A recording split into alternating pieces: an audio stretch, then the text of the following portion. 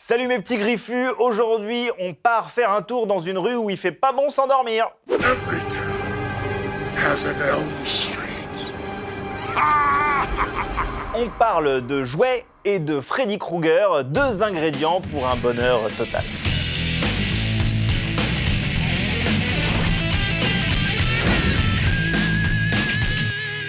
Quand j'étais petit, les produits dérivés de films d'horreur, c'était pas toujours hyper simple de se les procurer.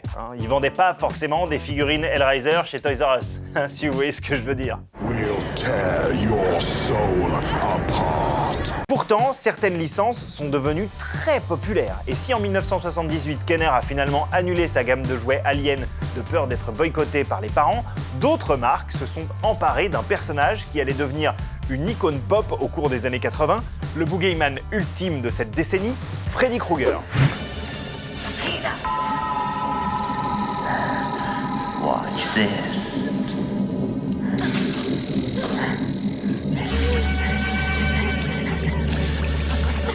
Freddy Krueger, un personnage destiné à effrayer les âmes sensibles, est paradoxalement devenu le chouchou de millions d'ados à travers le monde. Son pull rayé, son gant à griffes et sa tronche de pizza 4 saisons ont servi de modèle à des poupées qui parlent, des draps de lit, des jeux de société, des déguisements, des jeux vidéo. L'acteur Robert Englund a carrément fait une apparition en Freddy dans une série humoristique au Japon. Paye ton choc des cultures.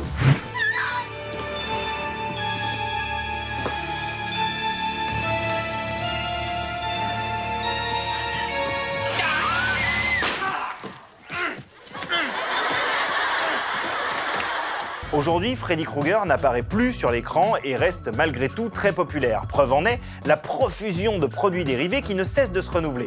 Mon dernier gros coup de cœur, la figurine Freddy Krueger par Mezco dans leur gamme 112 Collective, à savoir une taille standard de 10-12 cm, mais avec des habits en tissu, des accessoires en pagaille et des finitions hyper soignées.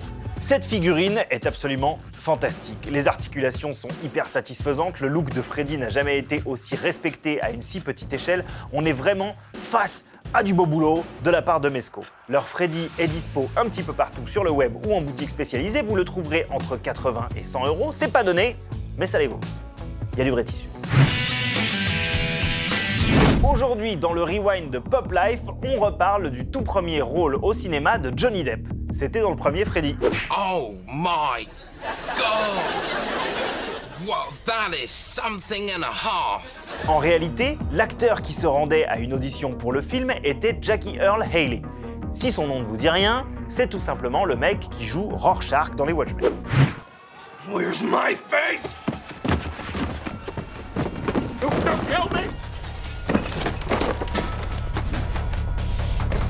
Your turn, Doctor. Tell me, what do you see? Bref, en 1984, Jackie Earle se rend aux auditions et figurez-vous qu'il y va accompagné de son poteau Johnny Depp. Malheureusement pour Jackie, c'est Depp qui tape dans l'œil de Wes Craven. La suite, on la connaît, crop top, mulet 80s et adolescente en furie, une idole aimée. How can you listen to television and hear your records at the same time? Oh, I wasn't listening to the tube, Ma. Just watching. Miss Nude America's gonna be on tonight. Well, how can you hear what she's going to say? Who cares what she says? Depp a toujours gardé une affection pour Freddy, allant jusqu'à faire une petite apparition dans le 6e épisode. En ce qui concerne leur amitié avec Jackie Earle Haley, on ne sait pas s'ils sont restés potes, mais comme ils ont joué ensemble des années plus tard dans Dark Shadows de Tim Burton, on va supposer que oui. Et puis Jackie Earle n'en avait vraisemblablement pas fini avec Freddy, puisque 26 ans plus tard, dans le remake, c'était lui, Freddy.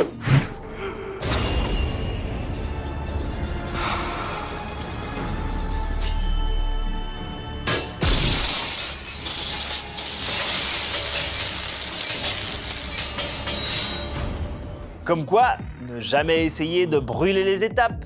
Un jour, vous finirez par déchirer des adolescents en 1000 morceaux.